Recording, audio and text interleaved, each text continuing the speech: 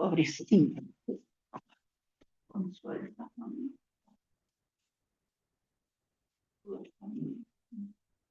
Pobre mamá, pobre tía.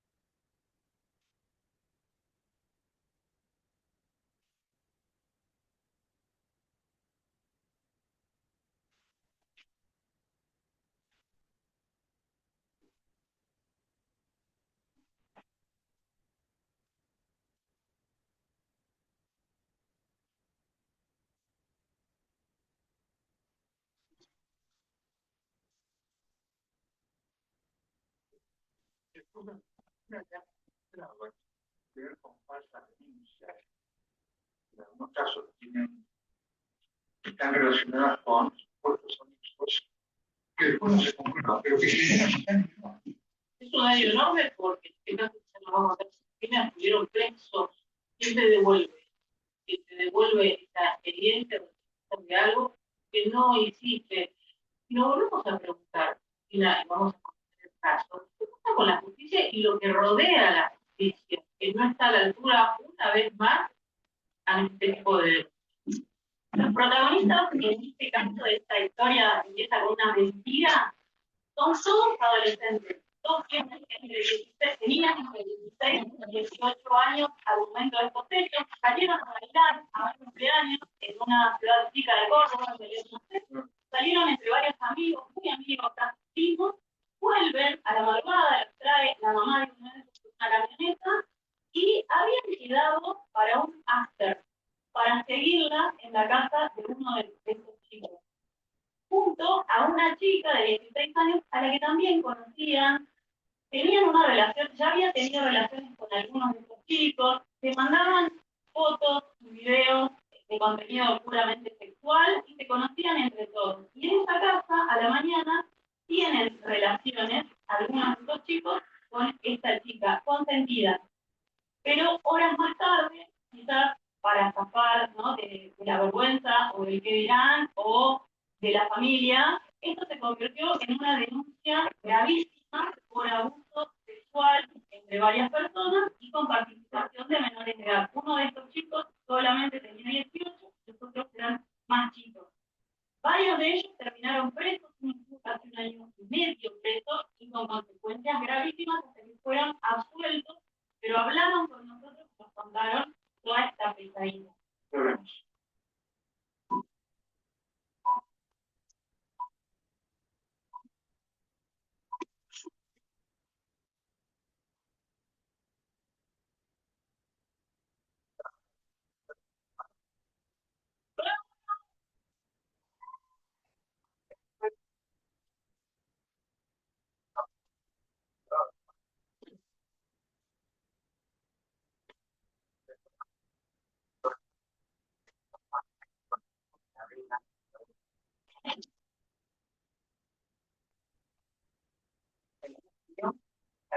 necesito ir por cumpleaños de otro nieto, que mi hermano cumplió años, ir al boliche cada en Campana. Y alguien me tenga ahí, cuando me encuentro, bueno, aparte de la hueá, tipo, no sé, a ver qué hora, 7, 6:30, no sé. No, y me avisa la otra herramienta que está para afuera, que viene a buscar. Yo, le pedimos una chata, caja, todo ahí adentro, todo ahí arriba. Así que se sube, sola, por la caja, con la amiga y ya la dos para quedar nosotros. Es una chistes, un par de chistes de visitándonos, no les envían unos chistes, pero en Chile, no. 1, 2, 3, 4, 5, 6, 7. Yo con los 7, no, los 7 contados de 100. Que me tienen que leer primero.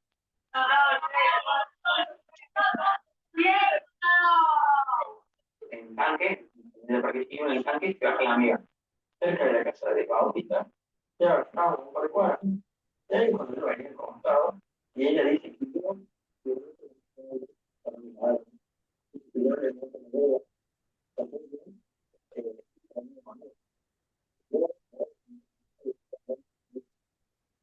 eso me entiende, porque ellos se bajan, se van a Estados Unidos y me quiero bajar, no, no, vos vas conmigo. No le iba a escuchar a mi papá, y yo me bajo a mi casa y me acuerdo, así me acuerdo todos los días en el mercado. Es eso. Chico, diciendo, ¿dónde está? Le pones la presentación, la web. Bueno, ahí voy, digo, por teléfono, busco dos cosas, ahí, la chata, y voy para atrás.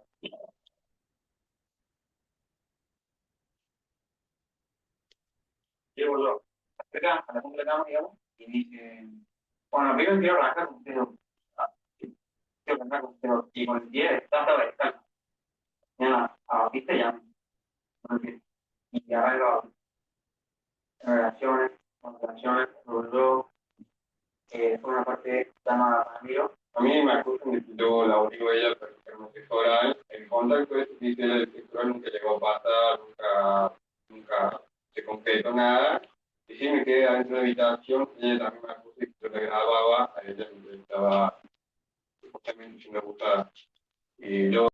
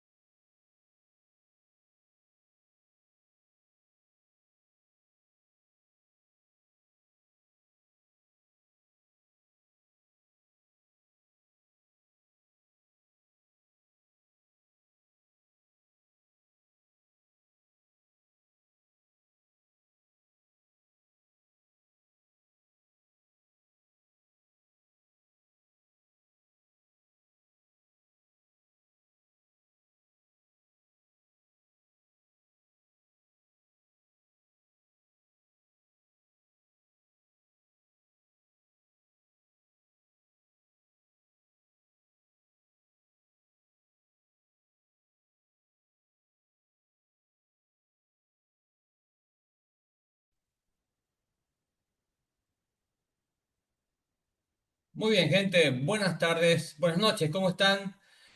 ¿Se escucha bien? Vamos a ir comenzando. Bienvenidos todos. Vamos a ir comenzando. ¿Cómo estás, Joana? Qué gusto verte. Bienvenida.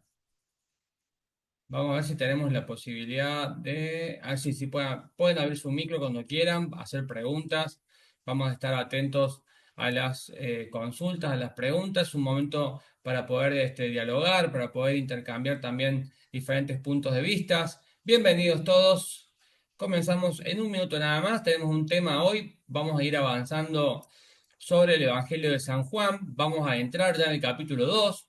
El capítulo 1 lo hemos visto en clases que han pasado, en encuentros que han pasado, están las grabaciones. Vamos a poner las grabaciones dentro de poquito en la misma descripción del grupo para quien no pudo estar y la quiera ver, están allí disponibles todavía, ¿eh? Hoy nos vamos a enfocar en el capítulo 2 del Evangelio según San Juan, que nos da lugar a reflexiones que son muy valiosas y también, como siempre digo, a lo que es las religiones comparadas, porque nos da lugar a poder hacer análisis muy profundos de diferentes religiones. El capítulo 2 de San Juan. No vamos a abarcar todo el capítulo 2, vamos a abarcar nada más que la mitad, el tema del milagro del agua en vino de las bodas de Caná. Vamos a leer el texto y vamos a comentar. Realmente es un texto muy valioso que es utilizado y también esquivado por algunos por no querer hablar del tema del vino. Hoy lo vamos a hablar y vamos a hacer un análisis teológico y comparativo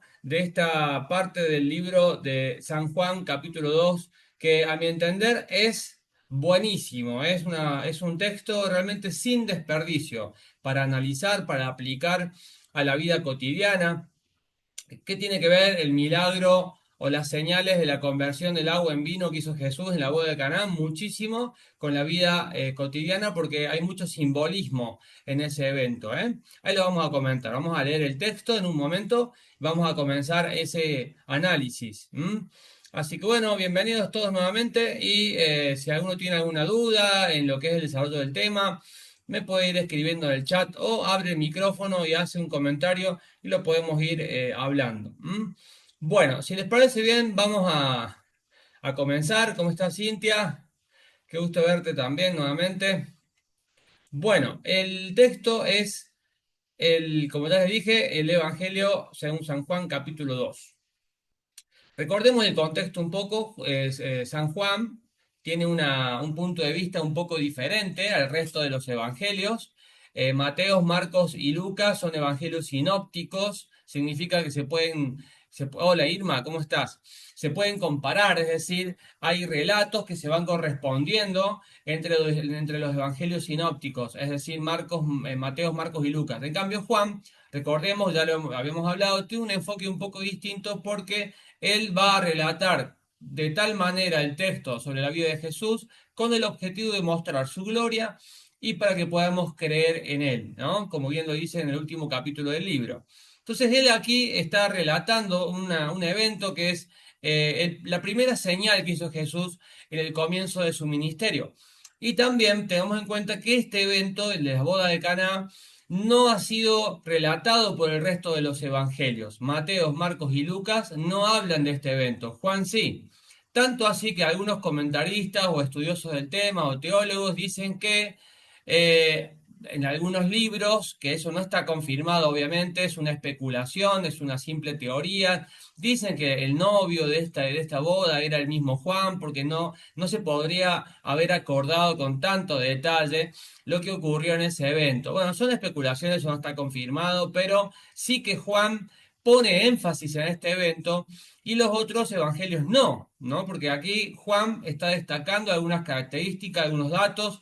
Todo tiene que ver, hay mucho simbolismo, la numerología que se usa en la Biblia también tiene que ver, pero lo vamos a leer y vamos a empezar a comentarlo, ¿les parece? Sobre todo en la aplicación a la vida práctica, a la vida diaria de este texto tan rico, tan exquisito, y a la vez la comparación de las diferentes propuestas religiosas, porque acá también se puede hacer análisis muy valiosos sobre las diferentes propuestas que tenemos actualmente en las distintas religiones. Bueno, voy a publicar aquí en la pantalla a ver si sale bien el texto. Ahí está. ¿Se ve bien, gente? ¿Me confirman? Ahí lo puse al lado de mi cámara, el texto de la Biblia, ¿eh? Así lo podemos leer. ¿Se lee bien? Bueno, no sé, a ver, Joana, se ve borroso. Ah, bien, bien, bien, gracias por confirmar. Ahí lo vamos. Ah, sí, sí, sí, es el efecto que tiene Zoom. Ahí lo vamos a desactivar, al efecto de fondo, para que se pueda ver bien el texto. Bien, gracias por confirmar, ¿eh? Denme un segundito que lo voy a configurar. Y configuración, aquí está, en Angular está, un segundito. Ahí está. Ahora debería verse bien, ¿eh?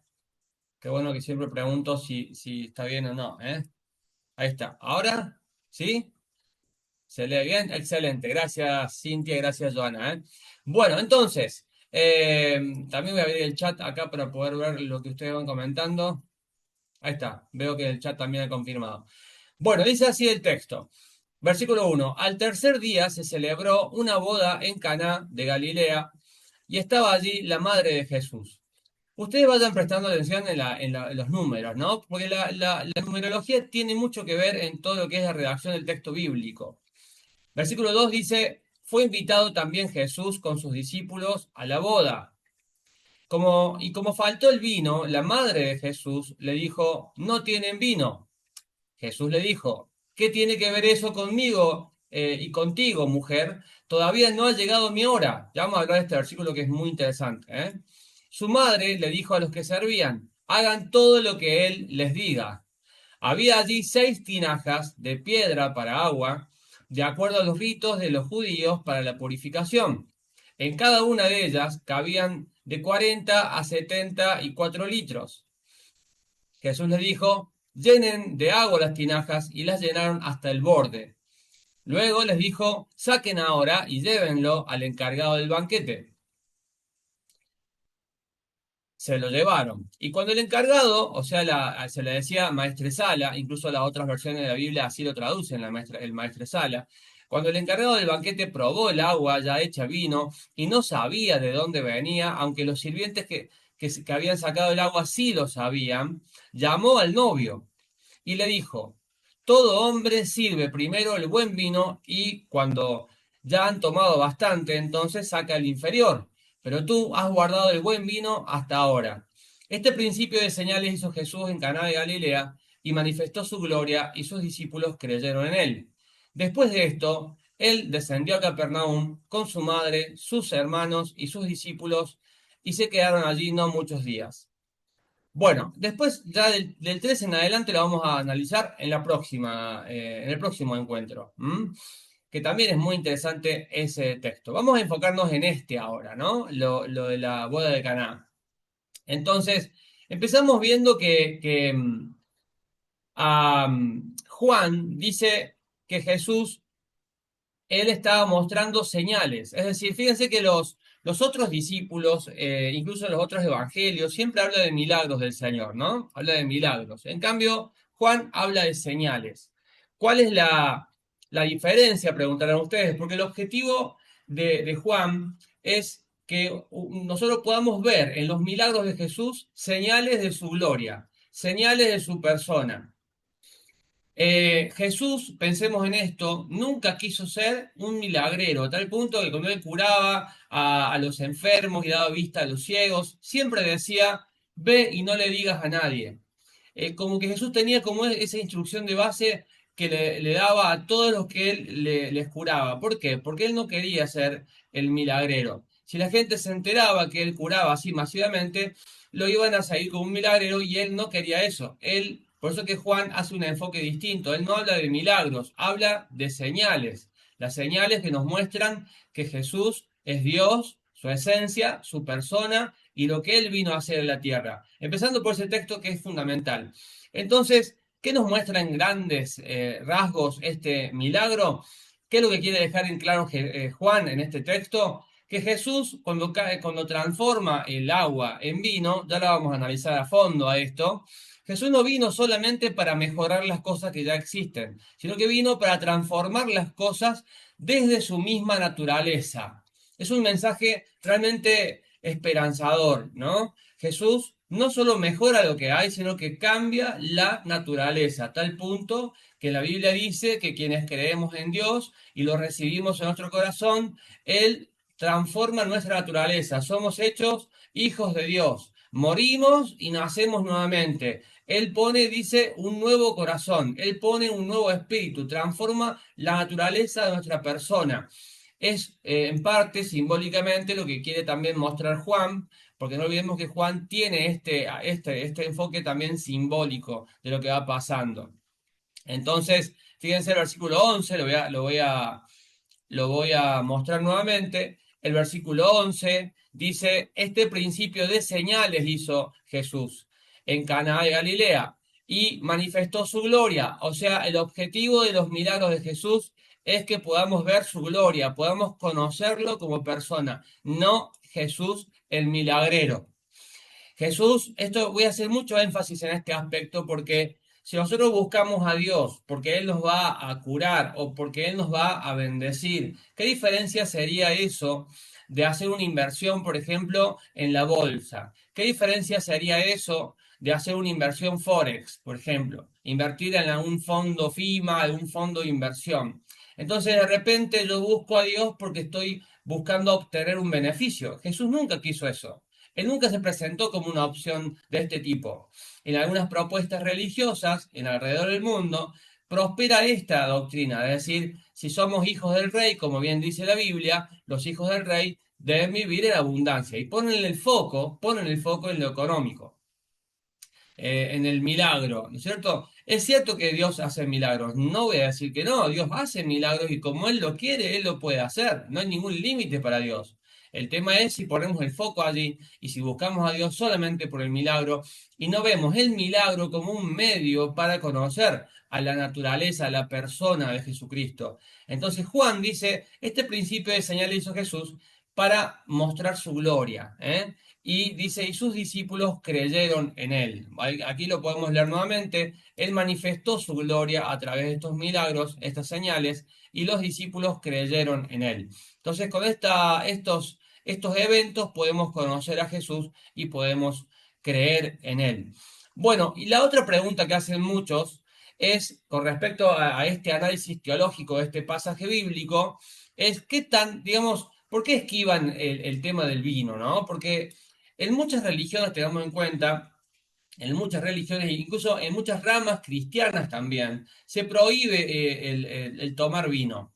Está prohibido. Entonces, por ejemplo, en el Islam, tomar vino o alcohol de cualquier tipo es un pecado, ¿no? Entonces, en muchas religiones el alcohol es un pecado. En el cristianismo, en algunas de las ramas también. Pero, ¿qué dice la Biblia al respecto? ¿Qué dice la Biblia? Fíjense que la Biblia, cuando se refiere al vino, el vino no es ni bueno ni malo. El vino es vino. Ya vamos a ver algunos textos respecto a esto. Lo que sí condena la Biblia es la embriaguez, es el exceso.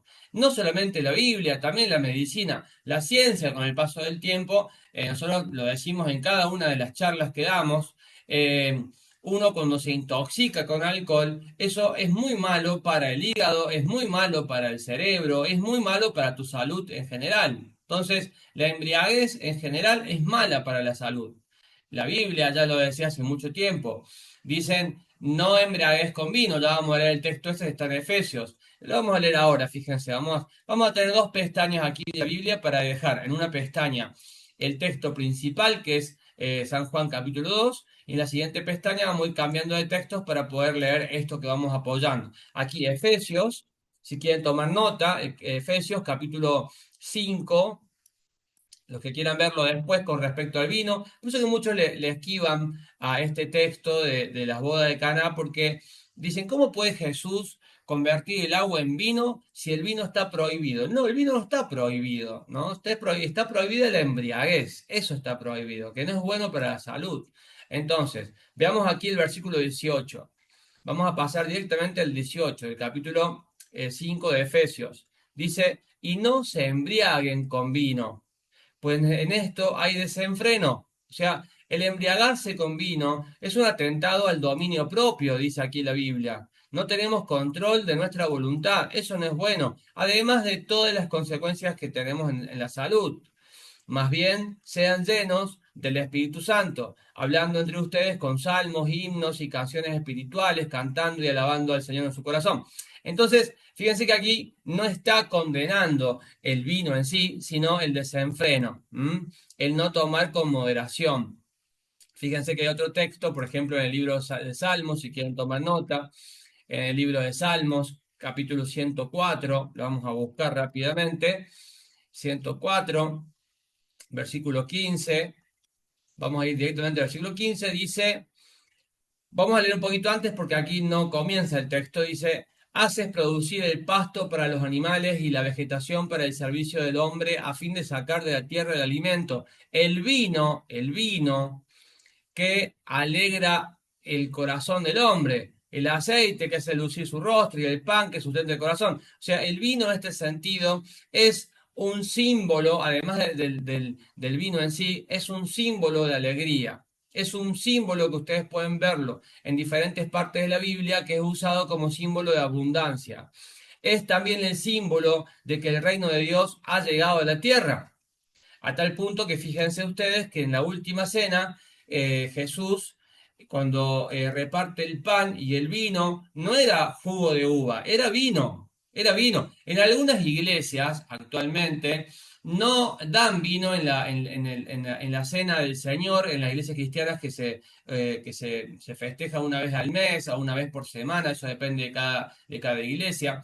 No reparten muchas de ellas vino realmente, sino que es jugo de uva. Está bien, no es nada malo eso. ¿Por qué? Pues están cuidando los que participan, no sea que tomen alcohol, después tengan algún problema con la policía, etcétera, porque en algunos casos puede saltar alguna alerta. Pero de todas maneras, lo importante no en este tipo de reuniones no es que sea vino o no, sino que qué simboliza el acto de este jugo de uva o vino real, que simboliza la sangre de Cristo. El vino entonces también es símbolo de la sangre de Cristo. Quiere decir que en conclusión, el vino no es nada malo, es cómo se lo usa. Yo le puedo decir a los alumnos cada vez que doy clase que no tomen alcohol, porque el alcohol en sí es malo para la salud, pero incluso en algunos textos de la Biblia y coincide con algunas indicaciones médicas, un poco de vino, un poco nada más, como le dice Pablo a Timoteo. Pablo le dice a Timoteo, pues estaba sufriendo del estómago y la medicina no estaba muy avanzada como hoy, le decía, acompaña la comida con un poco de vino, esto vas a estar mejor.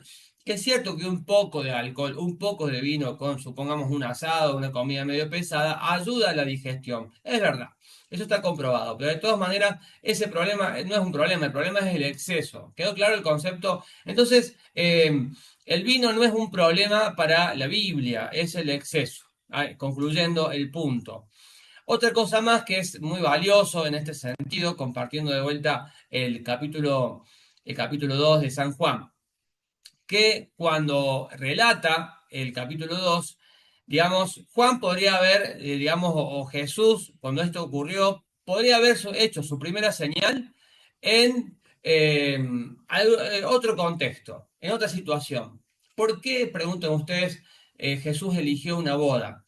En primer lugar, si invitaron a Jesús, porque Caná de Galilea era un pueblo muy pequeño, todos se conocían ahí, generalmente las bodas que duraban 7 días aproximadamente, no es como ahora que una boda es una noche y ya está, algunos acostumbran a cobrar la entrada, otros invitan y van a comer gratis, bueno, eso como lo hacemos hoy. En la época de Jesús, las bodas se planificaban con mucho tiempo de anticipación y duraban 7 días aproximadamente. Y tener comida, tener vino, el vino no se tomaba puro, se diluía en agua, 2 por 1, 3 por 1, dependía mucho de cómo se usara. No, no se embriagaban con el vino, que ya no más, no, no, era el uso para poder digerir, para poder, digamos, es más. Imaginen ustedes que cuando se casaban, era tan importante la boda en sí, que el esposo no tenía que trabajar durante un año, según la ley del Antiguo Testamento. Durante un año no tenía que ir a la guerra, no tenía que ser comprometido en ciertas actividades que impliquen la ausencia en su hogar. Digamos, es tan importante la celebración de una boda y su primer año, su consolidación, que Jesús eligió una boda para dar su primera señal de su ministerio público. Esto da a entender varias cosas. Primero, número uno, el valor del matrimonio para la Biblia. Jesús, como ya les dije, no empezó su ministerio en un palacio, sino en una fiesta familiar. La Biblia en todo momento destaca el rol del matrimonio, la unión entre el hombre y la mujer y la familia. Ahora, hace poquito tiempo pude comenzar una licenciatura que es muy interesante en ciencias para la familia. La familia que en esta época en la que vivimos está siendo muy atacada, ¿eh? Y es más, la cultura ha cambiado tanto que ya la familia no se valora como antes. Hoy muchos valoran estar solos porque hay más libertad, digamos, eso depende de cada cultura y de cada contexto, pero la Biblia en sí habla muchísimo de la familia. Vamos a leer un texto de ejemplo. Por eso que también a la vez ya les comento porque hay algo más con las bodas, ¿no? Hay una cuestión de familia y también la cuestión de las bodas del Cordero, que también tiene mucho de esto de la Biblia. Hay mucho para hablar de este texto. Se dan cuenta que es un relato muy cortito, pero hay mucho para hablar. Vamos a buscar, si quieren tomar nota, y si voy muy rápido, ustedes me frenan, por favor, me frenan, porque, digamos, tenemos poco tiempo y me gustaría abarcar todos los aspectos de este relato de las bodas de Caná, pero si voy muy rápido y ustedes se marean, me dicen, frenan un poco, vamos más despacio, yo no tengo problema, ¿eh? Me lo dicen sin ningún tipo de problema, ¿eh? Joana dice ahí, cantidad del vino por el doble de agua, sí, tal cual, ¿eh? Era 2 por 1, 3 por 1, o sea, diluían 50% de agua, 50% de vino, o 69% de agua, 33% de vino, digamos, a 3 por 1, 2 por 1. Muy bien, Joana. Bueno, Génesis. Génesis, fíjense desde dónde viene hablando la Biblia del matrimonio. El matrimonio viene tan atacado en estos últimos tiempos, ¿eh? Génesis capítulo 2, versículo 18. Fíjense de dónde viene la Biblia hablando del matrimonio. Dijo además el Señor Dios, no es bueno que el hombre esté solo, le haré una ayuda idónea. El Señor Dios, pues, formó de la tierra todos los animales del campo y todas las aves del cielo y los trajo al hombre para ver cómo los llamaría. Lo que el hombre llamó a los animales, ese es su nombre. El hombre puso nombres a todo el ganado, a las aves del cielo y a todos los animales del campo, pero para Adán no halló ayuda que le fuera idónea. Entonces el Señor Dios hizo que sobre él, el hombre, cayera un sueño profundo y mientras dormía tomó una de sus costillas y cerró la carne en su lugar. Y de la costilla que el Señor Dios tomó del hombre, hizo una mujer y la trajo al hombre. Entonces, acá viene la parte, ¿no? Entonces dijo el hombre: ahora este es hueso de mis huesos y carne de mi carne, esta será llamada mujer porque fue tomada del hombre, por tanto el hombre dejará, este es el versículo que yo quiero destacar. El resto es para hablar en otro momento, ya les comento por qué, pero digo, por tanto, dice, el hombre dejará a su padre y a su madre, fíjense cómo desde aquí ya viene destacando el tema del matrimonio, y se unirá a su mujer y serán una sola carne. Esto es citado después, citado en el Nuevo Testamento, en el libro de Efesios, lo vamos a buscar rápidamente, si ustedes quieren tomar nota. Fíjense cómo el libro de Efesios hace referencia al Génesis, Efesios 5, 31, si no me equivoco, lo vamos a buscar. Efesios 5, 31. Vamos a ver rápidamente cómo la Biblia va hablando en todo momento de la importancia del matrimonio. Fíjense que dice, por esto dejará el hombre a su padre y a su madre y se unirá a su mujer y serán los dos una sola carne. Fíjense que tanto tiempo después, miles de años después que se escribió el Génesis, aquí está citando casi que literalmente el texto de Génesis. Grande es este misterio, pero lo digo respecto de Cristo y la iglesia. Acá está el otro significado de las bodas de Caná. Digo, hay un significado en cuanto al valor del matrimonio y también el simbólico en cuanto a las bodas del Cordero, porque acá también dice, es un misterio, quiere decir que el matrimonio entre el hombre y la mujer es un tipo de lo que va a ser las bodas del Cordero con su iglesia.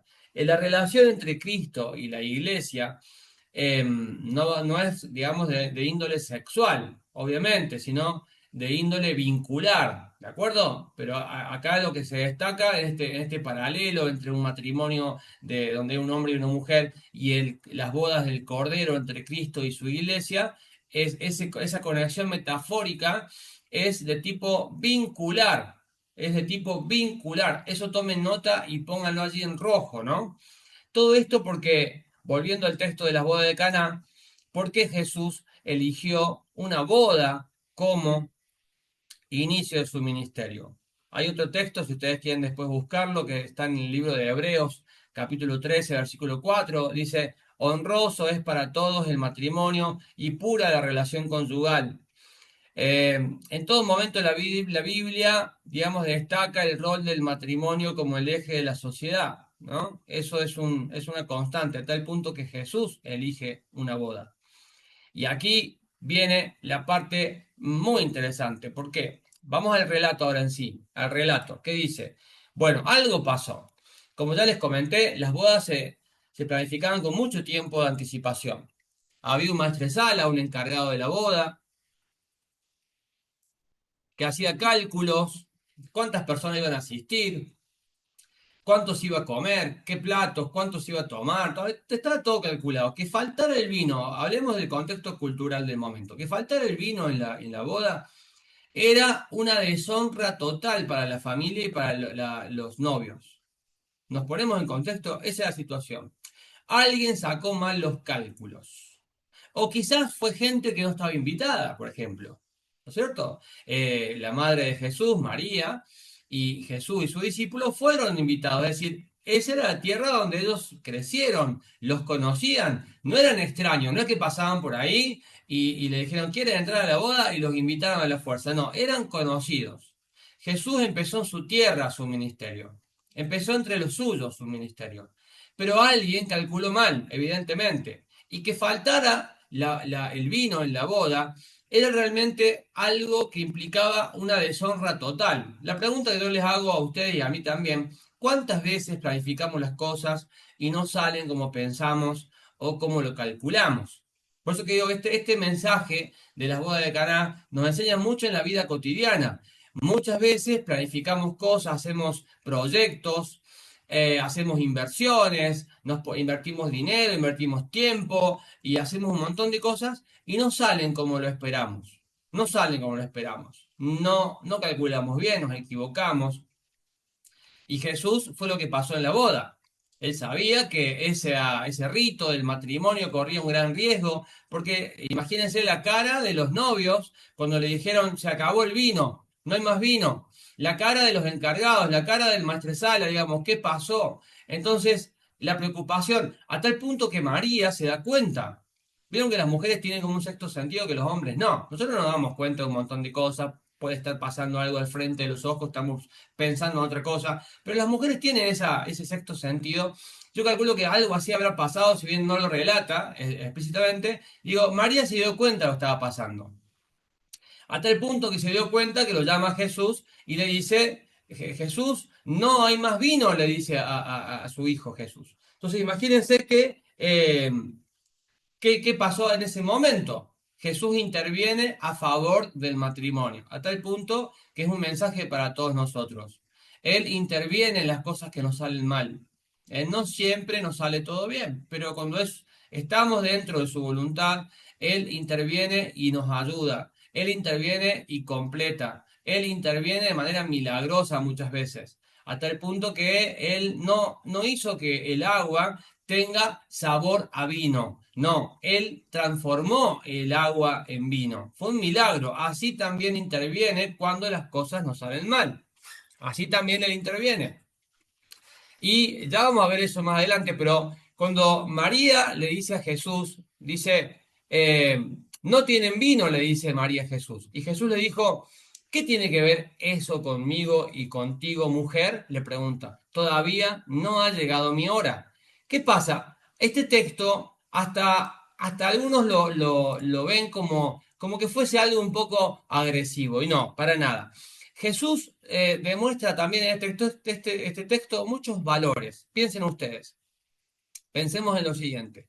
María le dice a Jesús, no tienen vino. Y Jesús le responde, ¿qué tienes conmigo, mujer? O sea, ¿qué hay entre vos y yo, mujer? No ha llegado mi hora. Acá tenemos dos posibles interpretaciones. La primera es que Jesús le dijo, todavía no llegó el momento de mi ministerio público. El ministerio público donde yo voy a empezar a mostrar señales y milagros para que la gente crea en él. Dijo, todavía no es mi hora. También, cómo se trata de vino y el vino es el símbolo de la sangre de Cristo, otra posible interpretación de lo que quiso decirle Jesús, todavía no llegó su hora de ser crucificado, la misión final de lo que era todo su ministerio en la tierra. Por otro lado, tengamos en cuenta que Jesús le dice esto a María y le dice, ¿qué hay entre vos y yo, mujer? Esto es muy interesante porque Jesús, en toda la Biblia, como lo relata, no hay mucho de su niñez, pero la Biblia deja muy claro que Jesús obedeció siempre a sus padres. Jesús obedece a sus padres a tal punto que él nunca pecó. Y hay un mandamiento que dice, honrarás a tu padre y a tu madre. Está en la ley. Y también Jesús hace referencia a esto. Jesús lo cumplió. Cuando Jesús le dice, ¿qué hay entre vos y yo? Vamos a pasar a español cordobés. Le dice, ¿qué hay entre vos y yo, mujer? Es una forma de decirle a su mamá, a María, de decir, hasta acá yo fui tu hijo. Hasta acá te hice caso en todo. De ahora en más empieza mi ministerio público y ahora solo hago lo que el Padre me dice. Yo voy a cumplir la voluntad de mi Padre, que es Dios. Entonces, sin embargo, no dejó a María sola en su solicitud, sino que Jesús le hizo caso. Fíjense cómo, a pesar de que él le dice, ¿qué tienes conmigo, mujer? No es una frase agresiva, sino que tiene un profundo sentido teológico, diciendo que ahora en más ya Jesús no tiene que obedecer a lo que dice María como la mamá que quería un hijo, sino que él va a obedecer la misión por la cual vino a la tierra, que es morir en lugar de nuestro para pagar el precio de nuestros pecados. Y sin embargo, Jesús hizo el milagro. Tanta es la seguridad que tenía María que le dice, Jesús le responde, ¿qué tienes conmigo, mujer? ¿Qué hay entre tú y mi persona, mujer? Que la madre le dice a los demás, hagan todo lo que él le diga. O sea, María sabía ya que Jesús lo iba a hacer. La seguridad, la fe que tenía María en su hijo Jesús. Dice, hagan todo lo que él les diga. ¿Eh? Entonces, a pesar de que Jesús objeta el mensaje de María, él termina haciéndolo por una cuestión de honrar a su madre. Sin embargo, deja en claro que ahora en más su misión es hacer la voluntad de su Padre, o sea, de Dios Padre. Esto también, digamos, tiene mucho que ver con las diferentes propuestas religiosas, porque en este caso, no olvidemos que Jesús le deja muy en claro a María que, como ya les comentaba recién, él en su ministerio, él ahora va a hacer todo lo que su padre le diga. Hay algunas propuestas, creencias religiosas, que podemos verlas de forma comparada, que dice que María intercede por nosotros ante el Padre hoy. Dice que María es hija de Dios. Es un problema ese término, hija de Dios, con respecto al texto bíblico, incluso en este texto donde María le dice a los sirvientes, hagan todo lo que Él les diga.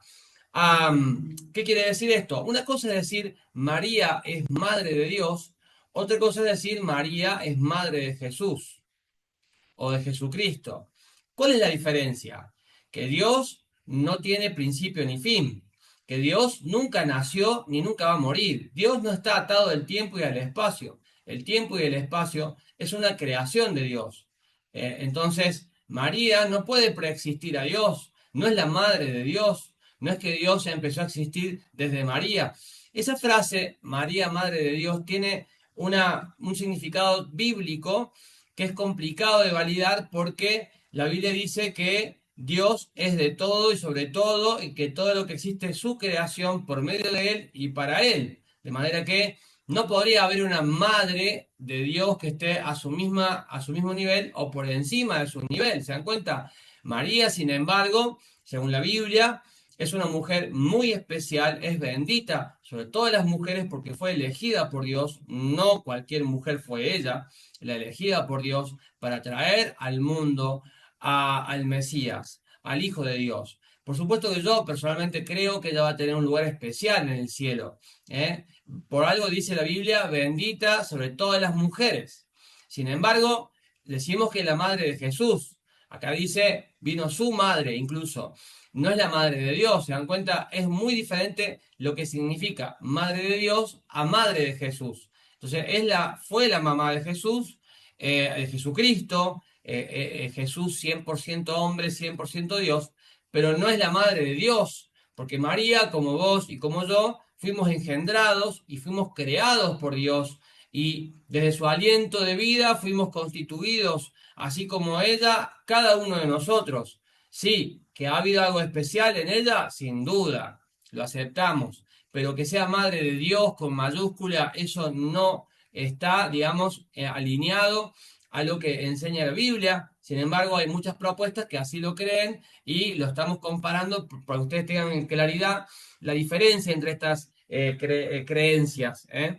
Entonces, incluso más con respecto a esto, hay algunos versículos que son muy interesantes para analizar, que vamos a leerlos a continuación. Dejamos este aquí en esta pestaña, pasamos a la otra pestaña para buscar versículos, dejamos el texto principal allí. Vamos a buscar, para que ustedes tomen nota, 1 Timoteo, que es el capítulo 2, versículo 5. Vamos a buscarlo para ver qué dice la Biblia respecto a esto. A ver, dice capítulo 2, versículo 5. Porque hay un solo Dios y un solo mediador entre Dios y los hombres. ¿Se dan cuenta? Un solo mediador entre Dios y los hombres. ¿Quién es ese mediador? Jesucristo hombre. Es decir, Jesús, 100% Dios, 100% hombre. Él es el único mediador entre Dios y los hombres. Es más, Jesús vino a la tierra justamente para no tener intermediarios. Antes de que Jesús venga a la tierra, no estoy compartiendo la Biblia, ¿no? No estoy mostrando. Ahí está, ahí lo muestro ahora, ¿no?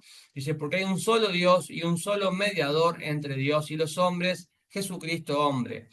Antes de que Jesús venga a la tierra, había, digamos, un templo donde el sacerdote que mediaba entre Dios y los hombres, esos eran los ritos pre-Jesús, ¿eh? En el Antiguo Testamento había un sacerdote que había un lugar santo, un lugar santísimo, y él tenía que hacer una serie de ritos para poder interceder por su pueblo, por el pueblo de Dios ante Dios. Uno de esos ritos era lavarse con agua todo el cuerpo para purificarse, después, digamos, sacrificar dos machos cabríos. Un macho cabrío era para, digamos, para la culpa de su propio pecado, para purificarse él, y otro era para purificar al pueblo, al pecado del pueblo. Y después encendía incienso. Una vez que el incienso llenaba todo el lugar, ahí descendía la presencia de Dios. Y yo les comentaba en el capítulo 1 de Juan, también en este mismo libro, pero el capítulo 1, que Jesús le dice a Natanael, porque te dije, te vi debajo de la higuera, ¿crees? De cierto te digo que ahora en más verás los cielos abiertos, ¿se acuerdan? Y los ángeles subir y descender sobre el Hijo del Hombre, que está citando Jesús un texto que está en la Biblia, en el libro de Génesis, donde Jacob, después llamado Israel, tiene esa visión de que ve el cielo abierto y una escalera donde los ángeles suben y bajan del cielo a la tierra, que fue una visión profética de lo que iba a pasar con Jesús, que Jesús se lo dice a Natanael en un capítulo antes de la boda de Caná, del mismo libro, Jesús lo dice. Y aquí dice, cuando dice hay un solo mediador, es que cuando Jesús muere en la cruz, el templo, digamos, el velo del templo que separa el lugar santísimo del lugar santo, es decir, donde tenía que ser purificado el sacerdote para poder entrar. Si el sacerdote no era purificado, no sacrificaba a los machos cabríos, no encendía el incienso, él entraba al lugar santísimo con pecado y moría inmediatamente. Todo eso era un símbolo de lo que iba a pasar con Jesús. La Biblia dice en el capítulo 1 del mismo libro de Juan, que Jesús vino y habitó entre los hombres. Ese habitó, yo les comenté en semanas que han pasado, que representa el templo de Dios en la tierra. Jesús en la tierra es el habitar de Dios en la tierra. Fue Jesús. Y dice que Jesús ahora es el mediador. Cuando Jesús muere, el velo de de ese templo se partió, dice la Biblia, y Juan hace mucho énfasis en eso, más adelante lo vamos a leer. El velo se partió de arriba hacia abajo, dejando muy claro que fue una acción de Dios. Quiere decir que ya no hace falta que haya un sacerdote que se lave con agua, ya no hace falta sacrificar machos cabríos para purificar los pecados del propio sacerdote y los pecados del pueblo, porque ya Jesús, él selló esa etapa y comenzó una nueva. Él es el Cordero de Dios, que se sacrificó a sí mismo. Todo lo que hicieron antes los sacerdotes, sacrificando machos cabríos, aguas, saumerios, todo esto, era un símbolo anticipatorio de lo que iba a pasar con Jesús en la cruz. A tal punto que cuando Jesús dice, consumado es, y muere, y la tierra tiembla, y los muertos se levantan de la tumba, y el velo del templo se parte del cielo a la tierra, de arriba hacia abajo, ya no hace falta más intermediarios. Ya no hace falta ningún intermediario. No hace falta que venga algún pastor de algún lugar del mundo y que te imponga las manos como que vos, él, a través de esa imposición, vos vas a lograr llegar a Dios a través de él. No, no hace falta. No hace falta que venga alguien y te diga, mirá, yo tengo un teléfono rojo con el cual hablo con Dios y te digo, Joana, yo esta mañana estaba hablando con Dios por mi teléfono rojo y me dijo que tal cosa para vos. ¿Podría pasar? Sí, pero yo digo, Dios le podría decir las cosas directamente a Joana. No hace falta un intermediario. Que oramos entre nosotros, que intercedemos, es verdad, que leemos la palabra, es verdad, que con la Biblia podemos recomendarnos cosas, que esa es la función profética, de con la Biblia guiar, alumbrar el camino de otro, puede ser, pero ya con Jesús no hace falta ningún intermediario. Él está en tu corazón, Él mora en tu corazón. Si vos lo recibiste en tu vida, Él está directamente con vos. Y Él te habla a través de la palabra, de la Biblia, y vos podés orar y Él te escucha. No hace falta ningún intermediario. Aquí dice, lo tenemos en pantalla, el texto de Efesios, porque hay un solo Dios y un solo mediador entre Dios y los hombres, Jesucristo, hombre. Hay otro texto que habla de lo mismo, que si ustedes quieren tomar nota, está en Hebreos, capítulo 4, lo vamos a buscar,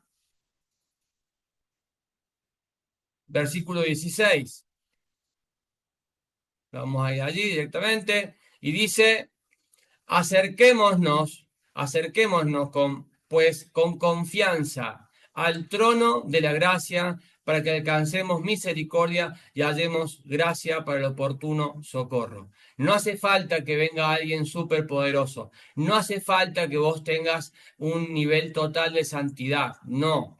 Justamente si estamos en problemas y tenemos errores, tenemos pecados, así como estamos, tenemos que acercarnos con confianza. No es como el sacerdote que no limpiaba sus pecados y se acercaba al lugar santísimo y moría de manera inmediata. Se terminó eso, porque Jesús ahora, dice la Biblia, es el sumo sacerdote. Él mora en nosotros. Ya no hay ese velo que nos separa de Dios. No hace falta ningún intermediario. Acerquémonos pues con confianza al trono de la gracia. La gracia es el regalo no merecido, es lo que Dios hace por nosotros, porque podemos alcanzar misericordia, podemos alcanzar gracia y socorro en Jesús cuando nos hace falta. ¿Por qué no leo la Biblia? ¿Por qué no oro? ¿Por qué no hago tal cosa? Y muchos me responden, porque no estoy bien. Voy a esperar poder recuperarme de este problema. Voy a esperar a hacer las cosas bien para acercarme a Dios. Yo digo, te das cuenta que no es así, que tenés que acercarte, tenés que ir al médico cuando estás enfermo, no vas al médico cuando estás sano. Si estamos en problemas, si estamos mal, si estamos con una necesidad, nos equivocamos. Nos podemos equivocar, podemos cometer pecados, podemos hacer las cosas mal. En ese estado Dios te espera.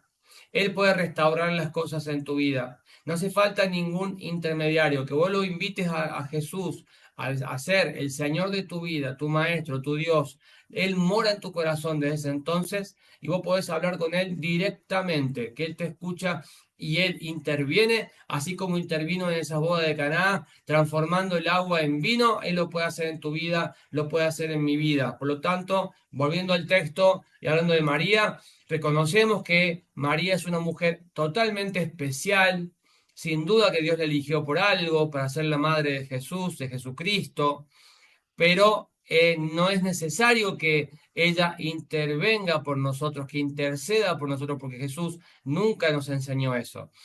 Él nos enseñó a orar directamente a Él. Entonces, sin embargo, por eso también se da esta respuesta, que Jesús le dice, ¿qué tiene que ver eso conmigo y contigo, mujer? Ya no hay más este vínculo de madre e hijo, de ahora en más, Él hace lo que su padre le dice para cumplir su misión, su ministerio, hasta que llegue la hora. Este texto de que ha llegado mi hora, Juan lo menciona muchísimas veces en todo el libro de San Juan, y Jesús lo usa frecuentemente haciendo referencia a la muerte en la cruz, al derramamiento de su sangre, que el vino es el símbolo muchas veces de la sangre, del reino de Dios, del nuevo pacto.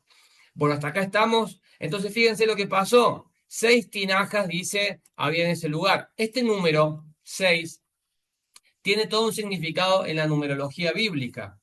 El número 6 significa dos cosas fundamentalmente.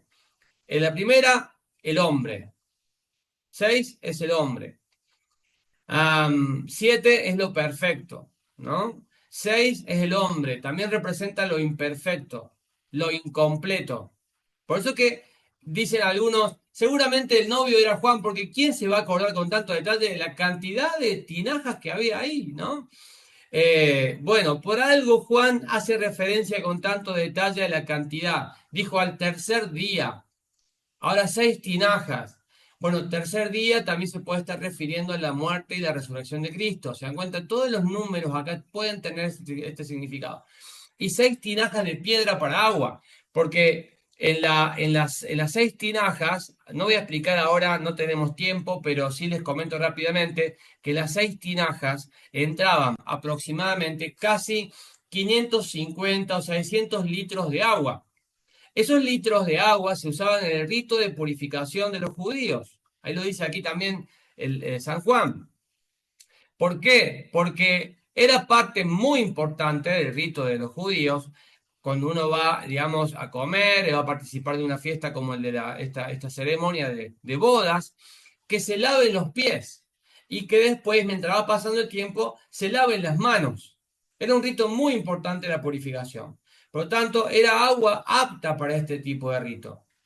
De todas formas, algunos comentaristas dicen, imagínense todos, digamos, no es que metían la mano ahí, sino que sacaban agua, pero en ese sacar agua para lavar los pies, porque los pies estaban en contacto con la tierra, no había calzados cerrados, eran sandalias abiertas, y la gente caminaba kilómetros a veces para poder llegar a un lugar como el de la boda de Caná, y llegaban con los pies extremadamente sucios porque había excremento, no había carpeta asfáltica, no había caminos como los que tenemos hoy. Por lo tanto, lavarse los pies era parte muy importante del rito judío y lavarse las manos. Entonces, el número de las 6 tinajas en este caso y el rito de los judíos tiene mucho significado, que es lo incompleto, que es lo que es impuro, porque no era agua apta para tomar, era agua para lavarse, no era para tomar, no era agua pura para tomar. Sin embargo, Dios elige de lo incompleto, porque el número 6 habla de que es algo incompleto. Podría haber habido 5 tinajas, podría haber habido 7 tinajas. ¿Por qué 6? Preguntan mucho. Bueno, tiene su significado. Jesús elige de lo incompleto. Jesús elige de lo impuro. El agua no era apta para tomar. Sin embargo, ahí ocurre el milagro. Y Jesús dice, llenen de agua las tinajas. Y las llenaron hasta el borde. Luego les dijo, saquen ahora y llévenlo al encargado del banquete, que es el maestresala, y se la llevaron. Es decir, primero Jesús realiza el milagro. Él transforma el agua en vino. Cambia la naturaleza. Él no, recuerden esto, no le da sabor a vino al agua. No, hay una transformación en su esencia. Jesús es tan poderoso y la Biblia dice que todas las cosas fueron creadas por Él y para Él, que Él tiene control total de la física, control total de la química, control total de las matemáticas. Algunos dicen, bueno, él no puede ya crear cosas de la nada porque Dios creó las cosas de la nada en el Génesis y se cerró la creación in nihilo, o sea, desde la nada, ya ahora no existe. No, eso no está determinado en la Biblia. Dios es dueño de hacer lo que quiera desde la nada, cuando a él le dé la gana. Es decir, lo que sí sabemos que él agarró el agua y cambió las moléculas porque tiene control total de la física, de la química, e hizo un milagro. Milagro se define cuando lo que ocurrió no responde a la física, a la química, a la matemática. Si Jesús camina sobre el agua, y eso es un milagro, como ocurrió, él estaba caminando sobre el agua, no se hundía, ¿ven? No responde al principio de gravedad, al principio de Arquímedes, que indica ciertas cosas que no ocurrieron, porque Jesús desafía los principios de la naturaleza, porque él es quien la creó. Él no está atado a los principios de lo que él creó. ¿Se dan cuenta? Esos son milagros. Cuando Lázaro murió y al cuarto día le dijo, Lázaro, ven fuera, Lázaro se levantó de los muertos. Él no podía haberlo hecho, porque ya estaba muerto y le decían, maestro, él hiede ya. Él dijo, muevan la piedra. Y le decían, pero está hediendo. Ya pasaron más de 3 días de muerto, 4 días de muerto. ¿De verdad querés que mueva la piedra? No te dije que si creyeres, le dice Jesús, verás el reino de Dios. Y mueven la piedra. Y dice, Lázaro, ven. Y Lázaro se levanta de los muertos. No hay ninguna posibilidad médica de que eso ocurra, pero Jesús desafía el orden natural porque Él es quien lo creó. Y cuando le dicen, traigan lo que tengan para comer, no hay nada, maestro, solamente hay lo que trajo este niño, 2 panes, 2 peces, y él dijo, oró y lo multiplicó. Él multiplicó los panes y los peces y alcanzó para una gran cantidad de personas, porque él desafía los principios de la naturaleza. Eso puede ocurrir en nuestras vidas. Jesús no tiene límites como a veces queremos imponerle. Queremos entender a Dios a través de una fórmula matemática. Queremos decir, bueno, Jesús no murió por todo, murió por poquito, por algunos tantos nada más. Y queremos poner una cantidad matemática objetiva. No podemos restringir así la naturaleza de Dios porque Él es quien creó lo que existe. Eso no lo contiene a Él. Y ocurrió el milagro. Pasó de algo que era común, de agua, de un rito de purificación, a algo que simbolizaba la vida, el reino de Dios, la alegría, el festejo de una nueva familia a través del matrimonio, que es el vino. Eso representa el vino. Y ocurrió el milagro. Y así interviene Dios en nuestras vidas también. Como te decía hace un rato, quizás las cosas no han salido como vos las planificabas. Quizás las cosas no están tan bien como vos esperabas. Pero cuando Jesús interviene, Él las transforma. Y no hay ningún límite para Él. Él lo puede hacer. El tema es entender lo que Jesús dijo. Primero, fíjense que esto sí es muy bueno, lo que dice María aquí. Hagan todo lo que Él les diga. Hagan todo lo que Él les diga. No dijo, hagan todo lo que yo les digo. No, ella se hizo a un lado. María acá claramente demuestra categóricamente quién es el que manda, ¿no? Ella se hace a un lado. Le dijo a los sirvientes, a los que servían, hagan todo lo que Él les diga. En cada milagro de Jesús, pensemos en esto. En cada intervención de Jesús, y con esto no, lo vamos a tomar como una enseñanza para llevarnos hoy. Siempre Jesús quiere que haya una intervención humana. Fíjate que Él le dice a los sirvientes, agarren las 6 tinajas y llénenlas con agua. Dice que la llenaron hasta el borde. Él pidió que la gente haga algo. Jesús podría haber hecho así y que las tinajas rebalsen en vino. ¿Por qué no? ¿Por qué Él pidió que los sirvientes la llenen de agua? Porque implica obediencia.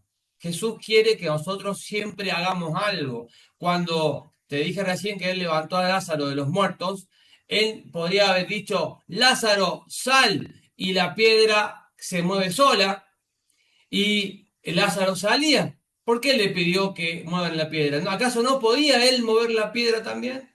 Claro que sí, por supuesto que sí. Siempre Él pide intervención humana. Traigan la comida que haya, llevaron los panes y los peces. Luego el ciego le llenó de tierra los ojos, le dijo, ve y lávate en tal lugar. Y el ciego se lavó y recuperó la vista. Generalmente Jesús siempre le pide a la gente que haga algo también. Eso es señal de obediencia.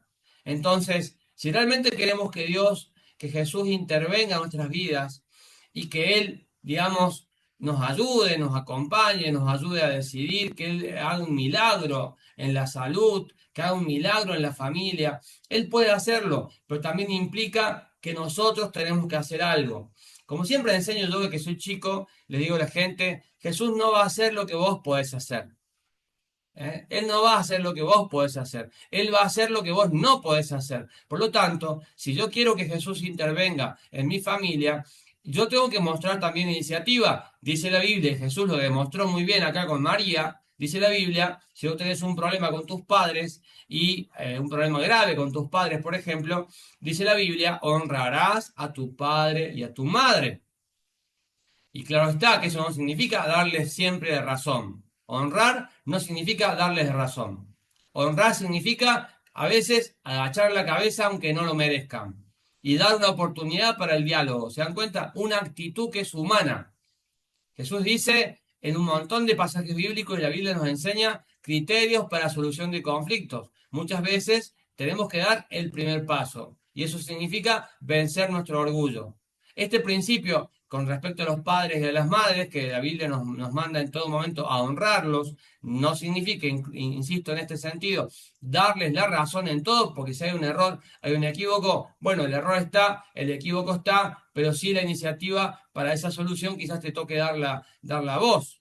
La misericordia, la gracia de Dios se manifiesta en actitudes, siempre y cuando el contexto lo permita. Dios nos manda a llenar las tinajas con agua.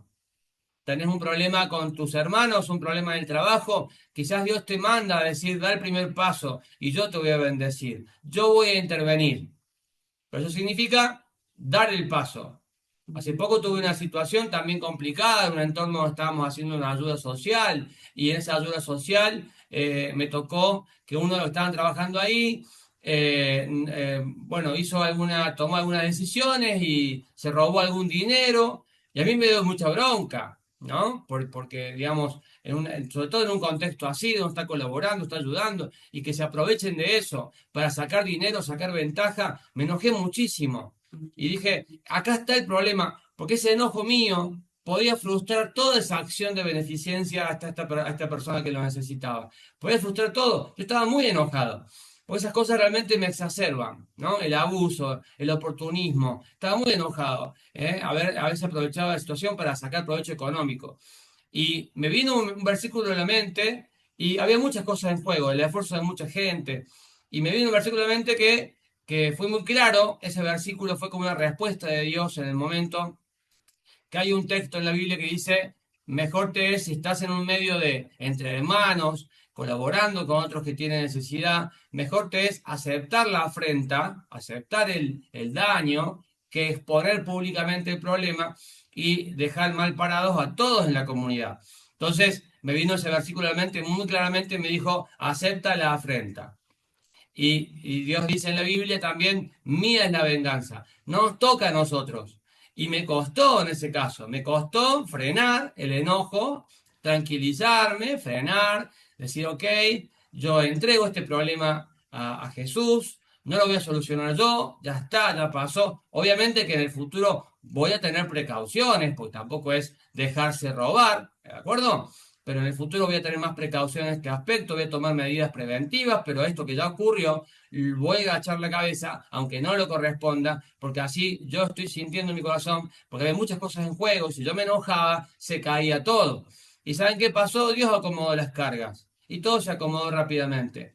Cuando uno da el lugar, en ese caso, no hizo falta que yo realice alguna acción, fue una actitud en mi corazón. La acción iba a ser negativa si yo me dejaba llevar por el enojo y decía algo, o quizás en un tono equivocado, o me enojaba y arruinaba algún tipo de vínculo y impactaba en toda la comunidad. Entonces, fue muy clara la situación, que lo que me tocaba en ese entonces no era hacer algo, sino adoptar una actitud interna de tolerancia, de poner la otra mejilla, de misericordia y de perdón. ¿Se dan cuenta? A veces nos toca hacer eso en la familia. A veces nos toca hacer eso en el trabajo o con los amigos, tomar esa iniciativa. Entonces no es fácil, gente, no es fácil, pero Jesús nos manda a llenar las tinajas. ¿Vos querés que el agua se convierta en vino? Bueno, llenar las tinajas. Entonces, ¿vos querés que Lázaro viva? Bueno, mové la piedra. Y fueron y la movieron, y Lázaro se levantó entre los muertos. Es decir, nos toca nuestra parte en la obediencia. Por eso que la Biblia dice en el libro de Santiago, sin obras la fe está muerta. No es que por las obras somos salvos, no, somos salvos por la fe y solamente por la fe. No hace otra cosa más falta que la fe para ser salvos, pero la Biblia dice a la vez que la fe, si no es manifestada en obras, está muerta, es decir, no es verdadera. ¿Y cómo se ven las obras? No siempre las obras de las que dice ahí Santiago son acciones específicas. A veces sí, otras veces son actitudes. Bueno, esto del agua y del vino se puede llevar a muchos ámbitos de la vida. Miren, hay un concepto para que se entienda mejor esto, que se llama la cinta. Tomen nota porque es muy interesante, esto yo lo enseño en otro ámbito, pero acá es muy, muy bueno aplicarlo. La cinta o la adaptación hedónica, se escribe con H, hedonismo, significa el centro del placer. La cinta o adaptación hedónica, ¿qué significa eso? Cuando vos te recibís en la universidad, tenés una alegría, tenés un placer, tenés una satisfacción que dura muy poco. Dura un tiempo nada más, te pones muy contento, festejás, pero después eso se apaga. ¿Por qué? Porque si vos habías proyectado tu felicidad, tu satisfacción en ese título de la universidad y pensabas que con eso lo ibas a tener todo, ibas a ser feliz, completo, pleno o plena, es un error. Esto de la cinta hedónica no viene de la Biblia, viene de la psicología. La Biblia está totalmente alineado a esto. ¿Por qué? Porque dice que rápidamente vos te vas a acostumbrar a ese título y ya no te va a dar satisfacción. Vas a pasar de nivel. Ahora te va a hacer falta algo más. Te va a hacer falta un posgrado, te va a hacer falta un doctorado, te va a hacer falta conseguir un trabajo donde ganes mucha plata. Y así vamos escalando. Hace mucho tiempo atrás yo andaba en bicicleta y quería un auto. Y trabajé durante muchos años cuando era muy pequeño y logré tener mi primer auto. Todo chocado, todo hecho bolsa, pero era mi auto. Estaba contento, feliz, la gente se reía, estaba mi auto chocado, pero yo andaba con mi auto, era una gran satisfacción. Y después del tiempo ya me había acostumbrado al auto, ya quería mejorar el auto por una cuestión de excelencia, quería uno pintarlo, arreglarlo, que se vea mejor. Bueno, ahí trabajé mucho tiempo para juntar ese dinero y lo hice arreglar, lo pinté, lo hice arreglar de fábrica, motor, chasis, pintura, tapizado, tablero, quedó espectacular. Feliz. Iba por todos lados y todos decían, qué lindo auto, te lo compro. ¡Wow! ¡Qué satisfacción! Al tiempo ya me acostumbré, ya empecé a mirar mi auto con ojos de, ya no me satisface y empecé a mirar otros autos. Ya quiero ese auto que veo allá, que está muy lindo. Y me acuerdo que me enamoré de un modelo que era la Fiat Brava, no sé si ustedes se acuerdan, un modelo todo redondito que venía de otro importado de Argentina, con ópticas de lupa, todo digital, todo, wow, qué sueño, inalcanzable. Dije, yo quiero ese auto. Ya miraba con desprecio mi propio autito todo arreglado, ¿no? Ya no me satisfacía, estaba ahí, nada más, de momento lo uso, pero ya quiero otro. Y después de varios años de trabajo arduo, intenso, ok, me logré comprar, no nueva, porque estaba usada, pero no me alcanzaba para un 0 kilómetro, pero compré mi famosa Fiat Brava, turbo, diésel, espectacular, wow, qué satisfacción, ¿no? Qué logro, uno festeja el logro, pero el tiempo te acostumbras. Te acostumbras, decís, ok, ya veo ahora un Renault Megane 2 que tiene tarjeta, ya mirás la Fiat Brava con desprecio, ya está, pronto yo quiero otra cosa. Ya lo vamos escalando, ¿viste? Es decir, que cuando vos lográs algo, con el tiempo eso que era maravilloso, que era total, la satisfacción que vos sentías, ahora es común y corriente, ya no te satisface, queremos algo más, y queremos algo más. Y allá llegué en su momento a comprarme con el tiempo mi Renault Megane 2, que era, qué logro, fue un gran sacrificio de mucho trabajo, de ahorrar, ahorrar, y pum, me lo compré al Megane 2. Y ocurrió algo que me cambió la vida con ese auto. ¿Sabés qué pasó? Salí de la concesionaria, satisfecho, en esa cinta hedónica que vas escalando, y recibí un golpe que me cambió la vida, la forma de pensar. Bueno, se me bajó la tensión y fui y me estampé contra una pared con el auto. No sirvió más, ¿te das cuenta? Fue la crisis del ser y tener, porque uno cree que es eso que tiene, uno tiene la expectativa de la satisfacción con un auto de tecnología y de repente te quedas sin nada. Fue un milagro no haber muerto en ese accidente, pero fue un gran aprendizaje de decir, ok, ¿cómo podemos pasar de tenerlo todo a no tenerlo nada de un día para otro? Es que ¿dónde está el tesoro en nuestro corazón?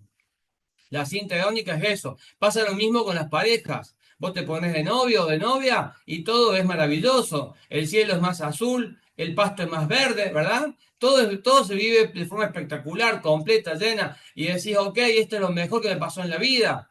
Sin embargo, pasa el tiempo, la cinta hedónica, el acostumbramiento empieza a trabajar y al tiempo ya es más de lo mismo. El hábito, el hacer más de lo mismo, día a día va socavando como el agua desgasta la piedra, así el hábito va desgastando el vínculo.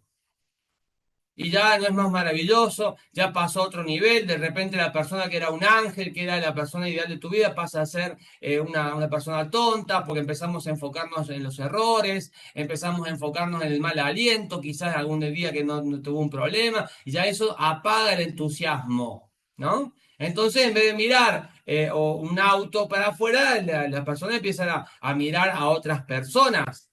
Entonces ahí se desgasta el vínculo. Un vínculo desgastado abre la puerta para, por supuesto, la ruptura del vínculo. Uno siempre tiende a fortalecer el vínculo con quienes nos sentimos bien. La Biblia dice en el libro de Salmos que siempre los labios de la mujer extraña saben a miel. Lo dice muy claramente. Siempre los labios de la mujer extraña, también lo dice Proverbios en ciertos pasajes, sabe a miel. Porque es extraña, porque es desconocida, porque es la conquista, porque es lo prohibido, ¿viste? Eso sabe a miel. Pero dice, no te descuides porque eso no es miel, son como es como la mordida de una serpiente. Así vas a caer. Apenas te des cuenta, te va a morder, te va a inocular veneno mortal y vas a perder todo lo que tienes, así como yo choqué mi Megane 2, así chocamos con el matrimonio, así chocamos con la familia, chocamos con el trabajo, porque estamos en la trampa de este acostumbramiento infinito de la cinta hedónica. Entonces, de repente, ese vínculo que era maravilloso pasó a ser agua, agua de purificación de estas tinajas incompletas. En la familia, los vínculos con los padres también pasan a ser agua. En el trabajo nos acostumbramos, ya no lo disfrutamos, empezamos a cometer errores, todo es agua. Y decís, ok, yo necesito que Jesús intervenga y que haga de este vínculo nuevamente un vino. ¿Se dan cuenta? Que Él transforme el agua en vino. Esto que ocurrió en Caná de Galilea puede ocurrir en todas las áreas de la vida, en tu vínculo con la pareja, en tu familia. No dejes que la cinta hedónica te gane. No, para nada. Si vos dejás que Dios intervenga, es más, cuando hablamos del matrimonio, dice la Biblia, cinta de 3 dobleces no es fácil de romper. Es decir, cuando habla del matrimonio, la Biblia dice, si Dios está en el medio, si Dios es la fuente del amor de ese matrimonio, pues entonces es irrompible. Si la fuente del amor es solamente lo humano, es agua, agua de purificación. Eso no es suficiente. Pero cuando Dios transforma el agua en vino, en un matrimonio, en una pareja, y Él interviene como fuente de amor legítimo, es irrompible. Es para siempre. Porque Él gobierna, Él dirige. ¿Se dan cuenta? Por eso que dice la Biblia, dice que María dijo, hagan todo lo que les diga. Si no ponemos otra parte, no tomamos la iniciativa, no ponemos en obra la fe con actitudes, con decisiones, de forma convincente, entonces no hay forma de que Él intervenga. Dice Cintia, hay padres que no se pueden honrar por la maldad que hay en ellos. Claro, fíjate vos que incluso en ciertos padres, Cintia, donde hay maldad en ellos, porque hay relatos que yo escucho que son terribles, ¿no? La Biblia manda a honrar a los padres, pero honrar a los padres no significa darles la razón. Yo por eso decía recién esa aclaración. dentro de todo lo malo que hay en los padres o en los hijos, porque esto se ve en todas las direcciones, entonces el honrar sigue vigente. Uno quizás honrar no significa mirar para el otro lado como que no pasó nada, si lo que hubo ahí fueron cosas graves, como he escuchado relatos de violaciones, relatos que son muy pesados, muy fuertes. Entonces, hay que tomar decisiones, está bien, es correcto, pero dentro de todas esas decisiones que uno tiene que tomar, digamos, consecuente a las cosas que han pasado en la vida de lo legal, en la vida de lo legítimo, uno puede seguir honrando a los padres en ese camino. ¿Se dan cuenta? Entonces, el honrar a los padres no es que se invalida si lo que hicieron fue moralmente malo. El problema es que lo moralmente malo que ocurre muchas veces no es siempre lo que sucede. Uno, digamos, estigmatiza o uno, digamos, imprime valores en los padres o los padres a los hijos o los amigos que no corresponden con cosas moralmente malas, sino que el que era bueno ahora lo vemos como malo porque se equivoca, porque es imperfecto como uno. Ahora, que ocurren cosas más graves, que ya se salen del camino del bien, es verdad. Y tenemos que hacer lo que corresponde, eso está bien. Pero incluso en ese camino, el honrar a los padres sigue en vigencia. No significa hacer de cuenta que no pasó nada, no significa dar la razón cuando no hay que darla, pero el honrar a los padres se da en el trato, por ejemplo. Yo puedo tomar decisiones, puedo tomar acción como corresponde, pero no caer en la trampa del maltrato, de los insultos. No tengo que hacerlo así. Tengo que hacerlo por el camino de la honra. No cometer yo por mi enojo, que puede ser totalmente válido por lo que ocurrió, no cometer el pecado de la deshonra de los padres. ¿Se entiende, Cintia? O sea, es decir, que incluso en esos casos el mandamiento sigue en vigencia. Entonces uno puede tomar la decisión con firmeza, con convicción, pero no cruzar la línea del respeto, por ejemplo. O no voy a yo responder mal por mal. No, eso no es lo que me manda la Biblia. Incluso en los peores casos también tenemos que ser consecuentes con lo que Dios nos manda. Entonces, en todos los casos, Jesús puede intervenir y nos toca a nosotros tomar muchas veces la iniciativa. Quiero que cada uno de ustedes piensen que tiene que convertir Jesús en tu vida de agua en vino. Él lo puede hacer. No dejen que la cinta hedónica nos gane. Vamos a ir cerrando este encuentro de hoy con algunos versículos bíblicos, puede ser. Dice, versículos que son muy, muy interesantes para acoplar a lo que venimos hablando. Y vamos a pasar a la pestaña auxiliar del texto que habíamos elegido para hoy, para leer un texto que está en el libro de Isaías, para que ustedes tomen nota y puedan reflexionar en la semana con este texto que es muy, muy bonito. Nos deja una gran enseñanza. Isaías capítulo 40, versículo 29, dice así.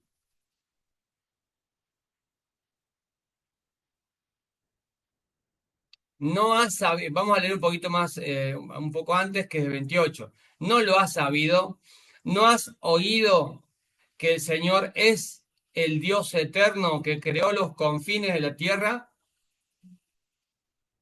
No se cansa ni se fatiga, y su entendimiento es insondable. Da fuerzas al cansado y le aumenta el poder al que no tiene vigor. Vamos un poquito más.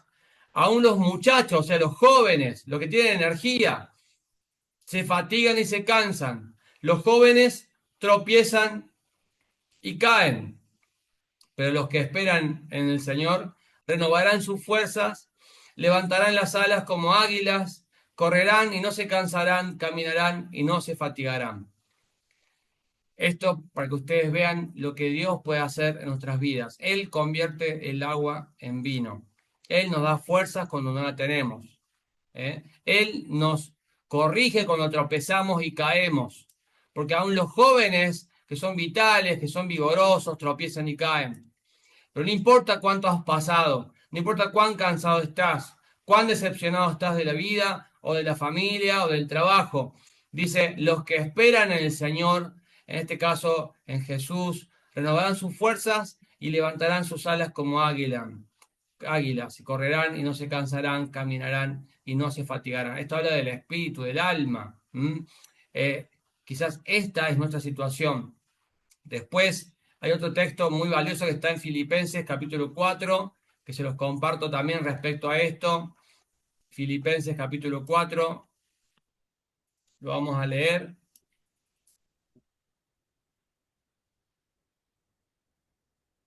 Versículo 19, dice así: mi Dios, pues, suplirá toda necesidad de ustedes conforme a las riquezas en gloria en Cristo Jesús. Mi Dios, pues, suplirá toda necesidad de ustedes conforme a sus riquezas en gloria en Cristo Jesús. Y no habla de necesidad económica solamente, también económica, ¿por qué no? Pero habla de necesidades de todo tipo. Toda necesidad Él la suplirá en la familia, vincular, en el trabajo. Digamos, en todo sentido, Dios suplirá toda necesidad. No está hablando de dinero solamente, conforme a sus riquezas. No habla de riquezas económicas solamente. En gloria en Cristo Jesús. En Cristo Jesús, cuando Él está de tu lado, está en tu vida, vos lo invitaste a ser el Dios de tu vida, tu maestro, tu médico, tu Señor, tu Dios. Él no va a permitir que te falte nada. Él sabe, Él conoce todas tus necesidades. Yo puedo escuchar quizás la de Cintia y pensar internamente, mirá por lo que la Cintia se preocupa, ¿no? Algo que para mí quizás es una tontería, pero para Cintia no es una tontería, para ella lo es todo. O para lo que a mí puede ser todo, Cintia diga, mirá la tontería por la que Darío se está preocupando, yo me parece que es insignificante. Cada cual sabe cómo vive cada necesidad. Dios también lo sabe. Dios te conoce como nadie más te conoce en este mundo. Dios te conoce más de lo que vos te podés conocer a vos mismo. Él te conoce completamente y dice, Él va a suplir toda necesidad, pero Él quiere que hagas lo que Él dice. Quiere que llenes las tinajas con agua y no un poquito, hasta arriba. Así como dice el relato de las bodas de Caná, no es que las llenaron un poquito, las llenaron hasta el borde. Es decir, cumplir, pero con toda, con convicción. Algunos de ustedes dice, yo estoy desesperado, dice, ¿por qué Dios quiere que hagamos todo lo que Él diga? Te voy a decir por qué Dios quiere que hagamos todo lo que Él diga, porque Él sabe que es lo mejor para nosotros, punto uno. Y algunos dicen, bueno, yo te voy a recomendar, si vos estás enfermo, un médico que es un gurú, que Él te va a curar seguramente porque es un gurú, es un maestro, es un médico renombrado, y vos vas con tu enfermedad desesperado, desesperada, a ese médico y le decís, bueno, yo tengo este problema, estoy sufriendo, me duele, no puedo más, y él te dice, bueno, vas a hacer tal cosa, tal, ¿te querés curar? Sí, me quiero curar. ¿Tenés que hacer a rajatabla? Lo que te digo, a rajatabla. Vas a desayunar esto, vas a hacer esto, y a los 5 días te curas. ¿Vos lo vas a hacer o no? Sí, lo vas a hacer en tu desesperación. Si un médico te está diciendo que eso es lo que vos tenés que hacer con total seguridad para que tú te cures, y uno lo hace porque nos queremos curar, ¿cuánto más Dios, que es el creador de todo lo que existe, quien te creó, que te conoce, que sabe exactamente qué es lo que vos necesitas, cuál es tu dolencia, cuánto más Él que te dice, hace lo que yo te digo? Y critican porque la Biblia dice, ¿por qué Dios nos obliga a obedecerle? Porque es lo único que nos puede salvar, porque Él lo sabe todo. Y si a un médico le hacemos caso, ¿cómo no le vamos a hacer caso al médico de los médicos? Al Dios de dioses, al Señor de señores. Claro que voy a obedecer todo lo que me diga. Y este ciego que le dice, ¿querés recibir la vista? Le dice Jesús el ciego, ¿querés ser curado? Sí, Señor, quiero. Hace años desesperado. No podía ver en su vida, era realmente una carga muy pesada. Sí, quiero ser curado. Bueno, vas a hacer esto. Y él lo hizo y fue curado. Ah, ¿por qué lo obligó? Porque Él sabe lo que nos hace falta y siempre requiere que vos obedezcas, que yo obedezca. Y siempre digo, si al médico le hacemos caso, cuando sabemos que es lo que nos hace falta, ¿por qué no le hacemos caso a Dios? Y renegamos de eso. Si Dios me dice, Darío, la solución en tu vida es esto y hacelo, bueno, Él tranquilamente nos podría obligar a que hagamos lo que Él quiere. No, Él no nos obliga, pues está en libre albedrío. Él quiere que decidamos confiar en Él, que decidamos creerle y que decidamos poner en práctica las decisiones, las acciones que Él nos pide que hagamos que están en la palabra de Dios. Y Él va a actuar convirtiendo el agua en vino en tu vida, en tu familia, en tu pareja. Él va a renovar. La cinta hedónica no nos va a dominar, no nos va a ganar, porque somos conscientes de las bendiciones que Dios nos da y somos agradecidos de eso. Y vos vas a ser feliz, completo, completa, lleno, llena, con todo lo que te hace falta, que es la presencia de Dios en tu vida. Es todo lo que nos hace falta para ser felices. Todo lo demás es un extra, es un plus, es una bendición, pero no es necesario para la felicidad completa. No es necesario. Lo que te hace falta para tener total felicidad, total plenitud en tu vida, es la persona de Jesús. La persona, no el concepto de Jesús. Es la persona de Jesús. Y Jesús, así como nos mostró esta primera señal,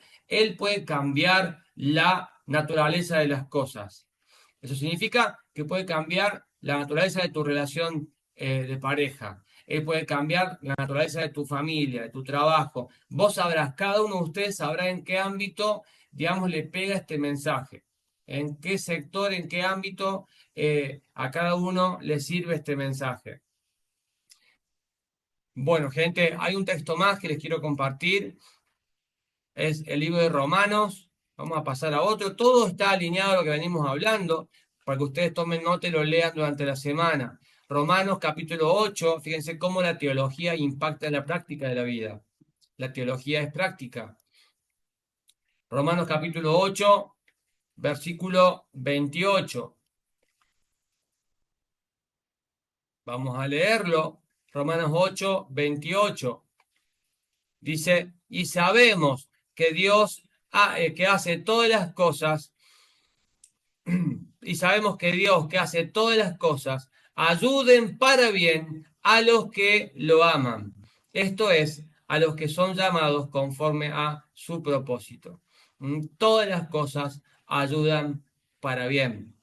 Todas las cosas ayudan para bien. Si estamos caminando en el camino de la voluntad de Dios, todo ayuda para bien. Todo ayuda para bien.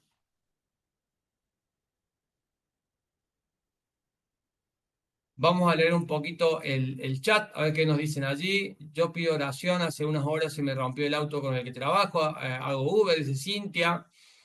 Se le sopló la junta y me cuesta muchísima plata arreglarlo. Yo sé que el Señor puede suplir lo que... Por supuesto que sí, Cintia, vamos a estar orando porque en eso también consiste esta comunidad, poder poner en oración las necesidades de los compañeros, los hermanos en la fe que estamos aquí, compartimos la fe, compartimos la presencia de Cristo en nuestras vidas.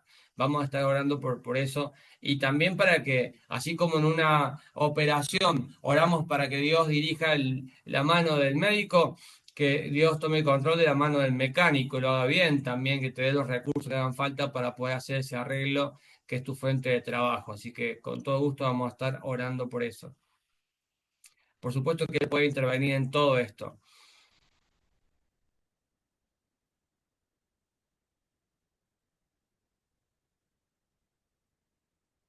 Bueno, gente, vamos a ver algún comentario que quieran hacer. Bueno, vamos a leer por última vez si ustedes van pensando en algún comentario, una pregunta que ustedes quieran hacer respecto a esto. Vamos a leer por última vez el texto de las bodas de Caná, que ahora tiene mucho más significado. Dice, al tercer día se celebró una boda en Caná de Galilea y estaba allí la madre de Jesús. Fue invitado también Jesús con sus discípulos a la boda. Y como faltó el vino, la madre de Jesús le dijo, no tienen vino. Jesús le dijo, ¿qué tiene que ver eso conmigo y contigo, mujer? Todavía no ha llegado mi hora. Su madre les dijo a los que le servían, hagan todo lo que él les diga. Había allí 6 tinajas de piedra para agua, de acuerdo con los ritos de los judíos para la purificación. En cada una de ellas cabían de 40 a 74 litros. Jesús les dijo, llenen de agua las tinajas. Hagan todo lo que les diga, dice, ¿no? Y la llenaron hasta el borde. La llenaron hasta el borde. Hicieron caso. Luego les dijo, saquen ahora y llévenlo al encargado del banquete. Se lo llevaron al maestresala, es este. Y cuando el encargado del banquete probó el agua ya hecha vino y no sabía de dónde venía, aunque los sirvientes que habían sacado el agua sí lo sabían, llamó al novio y le dijo, todo hombre sirve primero el buen vino y cuando ya han tomado bastante, entonces saca el inferior, pero tú has guardado el buen vino hasta ahora. Este principio de señal le hizo Jesús en Cana de Galilea y manifestó su gloria y sus discípulos creyeron en él. Entonces, fíjense que así como este encargado, este maestresala, dice esto, qué raro, qué distinto. Todo hombre sirve el buen vino primero y cuando están medio ya cansados de tomar vino, son 7 días, imagínense, bueno, pone el peor. En este caso dice, en tu caso fue al revés, y esto es para destacar, has guardado el buen vino hasta ahora. Así puede pasar en tu vida y en la mía. Cuando dejas que Jesús intervenga, ahí viene el buen vino. Dice, mira, este Darío que yo conocía, miralo ahora, cómo ha cambiado. La gente se nota el cambio en la naturaleza de quien se pone en manos de Dios. Eso es para destacar. Dios actúa y cuando Él actúa, eso irradia. Se dan cuenta el resto, no porque vos te pones un cartel en el pecho, es por las actitudes, por la mirada, por el ánimo, por la esperanza, por el gozo. Eso irradia, impacta y se da cuenta la gente. Así como este encargado de la boda dice que mirá vos cómo destaca, qué distinto que es. Acá viene el buen vino después. Es diferente a todo lo que yo conozco hasta el momento. Parece ser que estaba acostumbrado a dirigir bodas. Dice, hasta ahora nunca he visto algo así. Totalmente distinto. Para colmo, que era, imagínense ustedes, el mejor vino que podríamos probar en la tierra en todos los tiempos. Fue el vino hecho por Jesús. Imagínense, yo creo que nunca se va a probar un vino más rico que ese.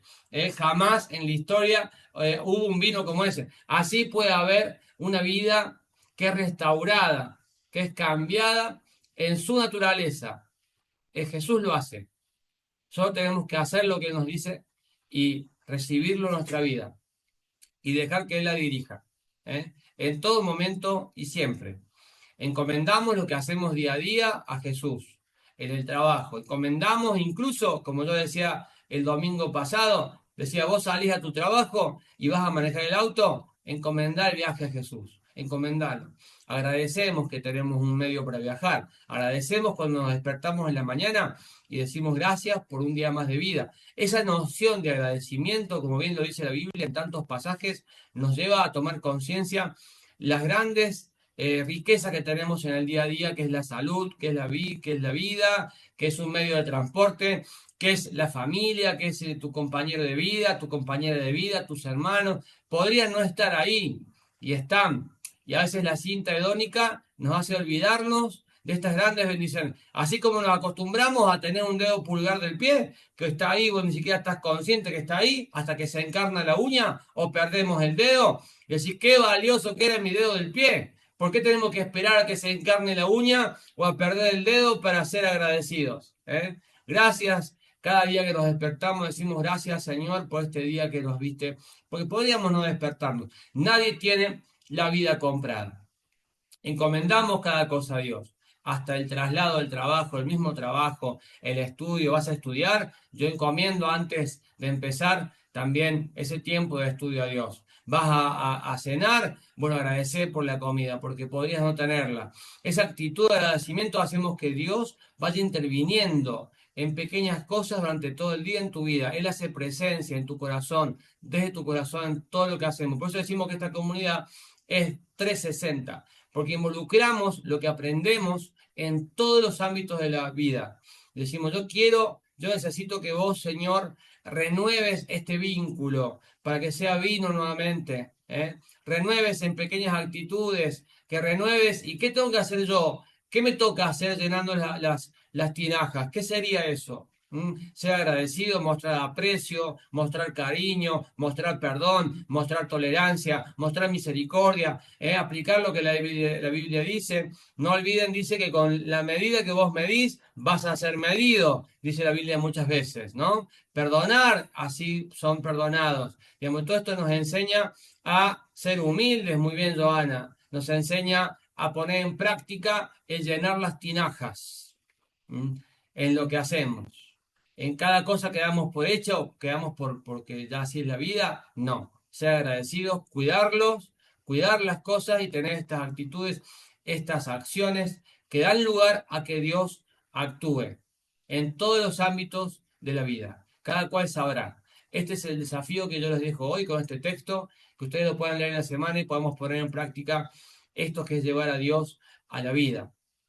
Por último, yo recuerdo cuando era chico cantábamos en la iglesia un himno que decía, baja a Dios de las nubes y llévalo al lugar donde trabaja. Yo creo que se los compartí ya, ¿no?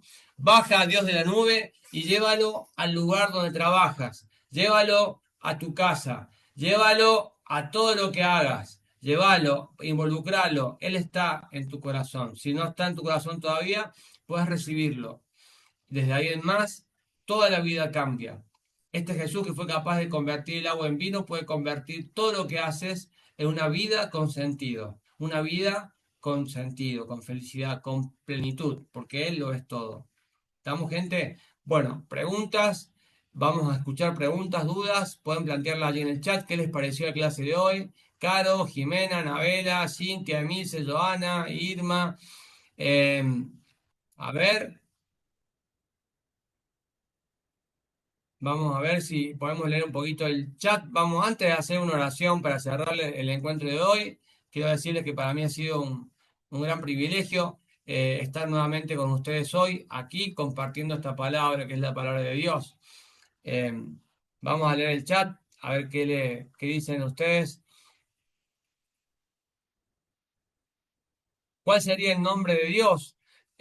Joana, ¿en qué sentido, Joana? A ver si me puedes explicar un poquito más cuál sería el nombre de Dios, porque Dios tiene muchos nombres alrededor de la Biblia, ¿no? Desde que se presentó a Moisés en la zarza, que le preguntó a Moisés, ¿cómo te presento? Cuando me pregunten qué Dios te manda, porque hay tantos dioses, hay tantos dioses.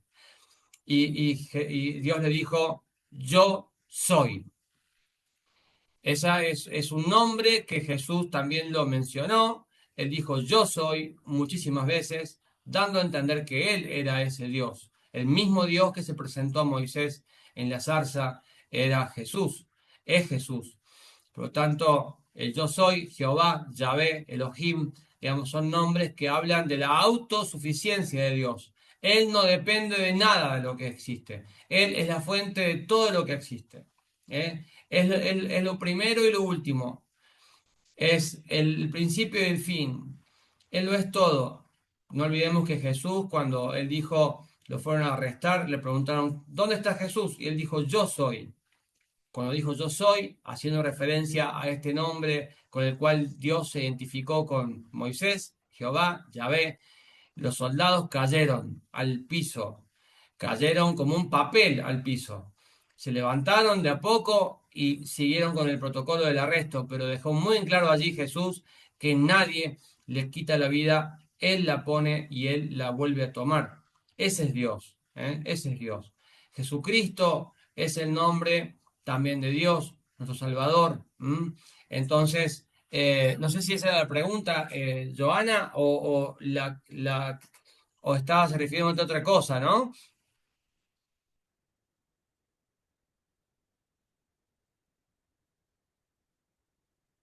Me alegro muchísimo, Jimena, que te haya gustado la clase, el encuentro. Esto más que clase es un encuentro, porque a mí me gustaría que ustedes puedan interactuar, puedan plantear quizás alguna experiencia en otro momento, por supuesto, pero digo, más que una clase es un encuentro de interacción, ¿no? Yo les voy compartiendo la palabra y surgen cosas de religiones, podemos ir como hicimos hoy con la creencia de María, cuál es la visión de la Biblia con respecto a María, con respecto a Jesús, y eso lo podemos ir analizando. Siempre vamos a hacer la comparación con las demás religiones, siempre con apertura y respeto, ¿eh? Eso es muy interesante también. Bueno, a ver, Joana, si respondió por acá.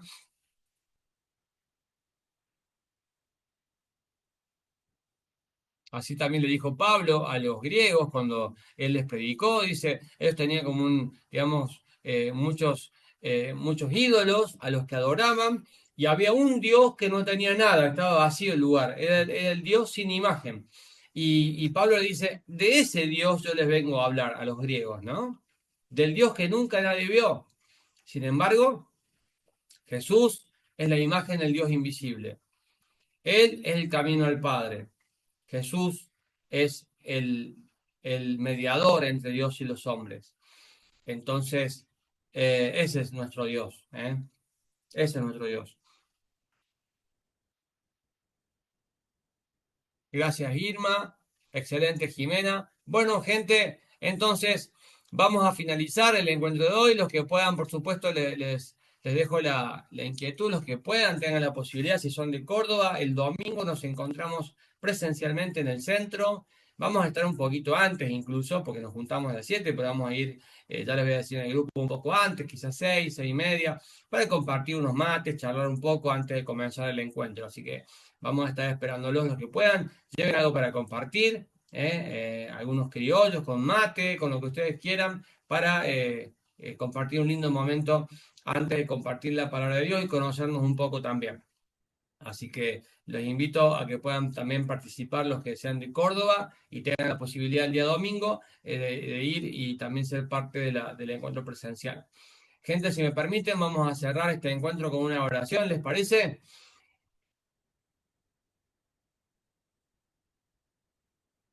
Jesús, gracias por este nuevo encuentro que pudimos leer tu palabra en el milagro que vos hiciste en la boda de Canaá. Gracias porque eres nuestro Dios, eres un Dios de milagros, eres un Dios que cambias la naturaleza de las cosas.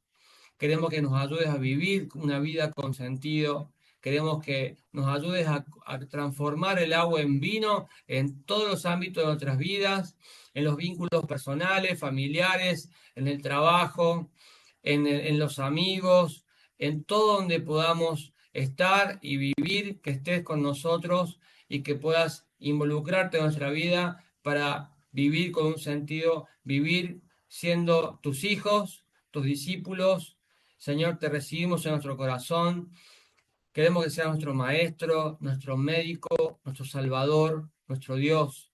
Queremos que nos enseñes a vivir de la mejor manera, a no acostumbrarnos a esta cinta hedónica donde siempre queremos más, sino que estar vivos, tenerte en nuestro corazón, respirar, tener salud, es todo lo que nos hace falta para estar bien, ser felices y estar completos, porque vos sos Dios y es todo lo que nos hace falta en nuestro corazón. Todo lo demás es una gran bendición, podemos disfrutar de eso, pero no es esencial para ser felices, sino tenerte a vos, Dios Todopoderoso. Señor, gracias por estar en nuestras vidas. Qué riqueza es tu palabra y poder entenderla, profundizarla y vivirla. Realmente genera gozo, alegría, esperanza, paz, felicidad, plenitud. Es tu palabra, es tu persona, Jesús. Gracias por todo lo que nos das. Gracias por cada día de vida que nos permitís despertarnos y emprender este camino que nos encomendaste en este mundo para alumbrar a los demás con tu palabra, vivirla y alumbrar a los demás con tu palabra. Gracias, Señor, por esta oportunidad. Muchas gracias, Jesús. En tu nombre, bendito Dios. Amén. Amén. Muchísimas gracias, gente. Dios les bendiga, que tengan una semana excelente, un fin de semana hermoso. Y como saben, acepto siempre sugerencias por mensajes privados. Como siempre les digo, antes que terminemos, esto es una comunidad, nos estamos creciendo, estamos aprendiendo, nos equivocamos juntos también. Y queremos que cada vez más estos encuentros tengan más sentido, sean más enriquecidos, podemos mejorar. Estoy muy acostumbrado a dar clases en el ámbito de la medicina, pero en este ámbito también hay que mejorar muchísimo. Y si ustedes lo permiten, pueden compartir también sus puntos de vista, sus sugerencias. Siempre son muy bien recibidas, para crecer, para aprender entre todos. Y estaremos viéndonos el siguiente jueves. Esto es todos los jueves a las 8:30 por este mismo canal, el Zoom, en el grupo. Iremos compartiendo. También ustedes pueden invitar gente, no olviden, si ustedes quieren invitar a un amigo, a algún familiar a sumarse a este encuentro, es bienvenido. Lo pueden invitar, pueden pedir que lo agreguemos en el grupo. El domingo, Jimena, puedes llevar a tus pequeños, por supuesto, pueden llevar a algún familiar, también a algún amigo, está abierto. El domingo puedes llevar a quien vos quieras, Jimena, a la familia. Es un lugar donde vamos a compartir, así que todos son bienvenidos. El que vaya el domingo, insisto, puede invitar a quien quiera. El domingo pasado fueron dos amigos de una persona que los invitó y compartimos entre todos, fue muy lindo el encuentro. Así que los invitamos también a que ustedes puedan invitar a la vez a otras personas y ser parte de estos encuentros que son realmente muy valiosos como comunidad. Y podemos compartir un lindo tiempo de intercambiar experiencias, vivencias, puntos de vista, y eso es muy lindo, muy valioso, y conocernos también. A través de estos encuentros podemos conocernos cada vez más. Acá, por ejemplo, con los límites de la tecnología, a poquito vamos a interactuar un poco más. Con Giovanna ya nos conocemos un poco de tanto tiempo que vamos compartiendo a través de este medio, con Cintia, con el resto, vamos de a poco conociéndonos más. Entonces, eso tiene un gran valor para mí, también para la comunidad. El hecho de poder conocernos y afianzar un vínculo entre personas que son valiosas, que son parte del pueblo de Dios. Y cuando dije yo, iglesia, que las bodas de Caná era también una metáfora entre las bodas del Cordero, que es Jesucristo, y la iglesia no es una institución específica. La iglesia está constituida de forma universal por todos los hijos de Dios. Todos somos parte de este gran pueblo universal. Por lo tanto, esto nos hace que tengamos un vínculo muy fuerte compartiendo la fe, ¿no? Compartiendo un mismo Padre, por lo cual conocernos, afianzar vínculos, eso es un gran valor en esta vida. Para mí es un gran valor, tanto a través de la tecnología como de Zoom, como de los encuentros presenciales los días domingos. Es una gran bendición en esta vida. Este año dije, vamos a apartar este tiempo, no tanto trabajo como siempre, este tiempo vale la pena. Vale la pena porque realmente es sembrar, es para cosechar vínculos, sentido en las relaciones humanas, es muy lindo. Así que bueno, gente, entonces el próximo jueves los espero por aquí mismo a la misma hora, y el domingo los que puedan, inviten amigos, familiares, también acá por Zoom, amigos, familiares, los esperamos para compartir también. Muchas gracias, Dios les bendiga y será hasta el próximo encuentro, gente. Bendiciones, chao, gracias.